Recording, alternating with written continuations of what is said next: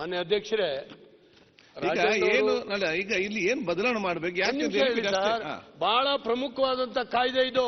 Okay, ಇದ್ರ ಮೇಲೆ ಮಾತಾಡದೆ ನಾವು ಇನ್ಯಾವ್ದ್ರ ಮೇಲೆ ಮಾತಾಡಿ? ನಾನು ಏನ್ ಹೇಳ್ದೆ ಅಂತ ಹೇಳಿದ್ರೆ, ಈ ಕಾಯ್ದೆಯಲ್ಲಿ ಯಾವ್ದು ಬದಲಾವಣೆ ತರಬೇಕು ಅವಕಾಶ ಕೊಡಿ. ನೀವು ಮಧ್ಯದಲ್ಲಿ ನೀವು ಪ್ರವೇಶ ಮಾಡೋದು ನಮ್ ಕುತ್ತಿಗೆ ಸಿಗದಂಗ ಆಗುತ್ತೆ. ನಾವೆಲ್ಲ ಸಹಕಾರಿ ಸಂಸ್ಥೆಗಳಿಂದ ಬಂದಿರ್ತಕ್ಕಂಥವ್ರಿಗೆ ಸೋಮಶೇಖರ್ ಮಾತಾಡಿದ್ರು, ನಮ್ ಗೌಡ್ರು ಮಾತಾಡೋರಿದ್ದಾರೆ, ಹೇಳೋರಿದ್ದೀವಿ. ಬಿಟ್ಟು ಕೇಳಿ ಸರ್, ಈಗ ವೈದ್ಯನಾಥನ್ ವರದಿಯನ್ನು ನಾವು ಒಪ್ಪಿದ್ದೀವಿ, ಅದ್ರ ಬೆನಿಫಿಟ್ ಅನ್ನು ಕೂಡ ಪಡೆದಿದ್ದೇವೆ ನಾವು. ಸಹಕಾರಿ ಫ್ಯಾಕ್ಟ್ಸ್ಗಳಿಗೆ ರೈತರಿಂದ ಬರುವಂತಹ ಹಣ ಮತ್ತು ಬ್ಯಾಂಕಿಗೆ ತುಂಬುವಂತಹ ಹಣದ ಮಧ್ಯದಲ್ಲಿ ಇದ್ದಂಥ ವ್ಯತ್ಯಾಸವನ್ನ ಕೇಂದ್ರ ಸರ್ಕಾರ ವೈದ್ಯನಾಥನ್ ವರದಿಯ ಪ್ರಕಾರ ತುಂಬಿಕೊಟ್ಟಿದೆ. ಎಲ್ರಿಗೂ ಅಲ್ಲ, ಆದ್ರೆ ಯಾರಿಗೆ ಬ್ಯಾಲೆನ್ಸ್ ಇತ್ತು ಅವ್ರಿಗೆ ಕೊಟ್ಟಿದ್ದಾರೆ. ಕೆಲವರು ಬುಕ್ ಅಡ್ಜಸ್ಟ್ಮೆಂಟ್ ಮಾಡ್ಕೊಂಡು ಅವ್ರಿಗೆ ಹೋಯ್ತು, ಅವ್ರಿಗೆ ಸಿಕ್ಲಿಲ್ಲ.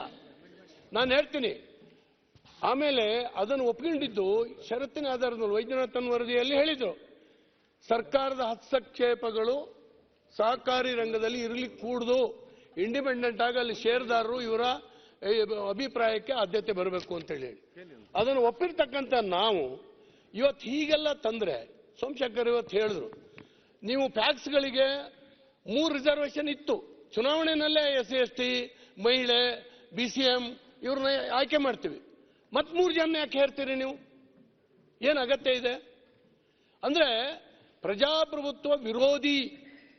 ನೀವು ಹೇಳ್ತಿರಲ್ಲ ಪ್ರಜಾಪ್ರಭುತ್ವ ಆಧಾರದ ಮೇಲೆ ನಡೆಸಬೇಕು ಸಹಕಾರ ಸಂಘಗಳನ್ನ ಅಂತ. ಇದು ಈ ಅಮೆಂಡ್ಮೆಂಟ್ ನೀವು ತಂದಿರತಕ್ಕಂಥದ್ದು ನೀವು ಯೋಚನೆ ಮಾಡಿದ್ದೀರೋ ಅಥವಾ ಇಲ್ಲವೋ ಗೊತ್ತಿಲ್ಲ. ಸಂಪೂರ್ಣವಾಗಿ ಪ್ರಜಾಪ್ರಭುತ್ವ ವಿರೋಧಿ ಆಗಿರ್ತಕ್ಕಂಥ ಒಂದು ಅಮೆಂಡ್ಮೆಂಟ್ ಆಗಿ ಬರ್ತಾ ಇದೆ. ದಯವಿಟ್ಟು ಇದನ್ನ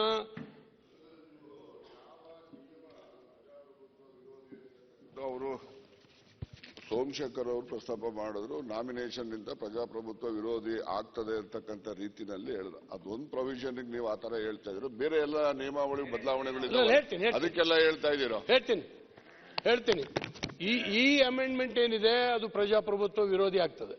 ದಯವಿಟ್ಟು ತಾವು ಹಿರಿಯರು, ತಾವು ಈ ಸಹಕಾರಿ ಸಂಸ್ಥೆಗಳಿಂದ ಬಂದಿರತಕ್ಕಂಥವ್ರು, ದಯವಿಟ್ಟು ಇದನ್ನ ಹೇರಬೇಡಿ ನೀವು.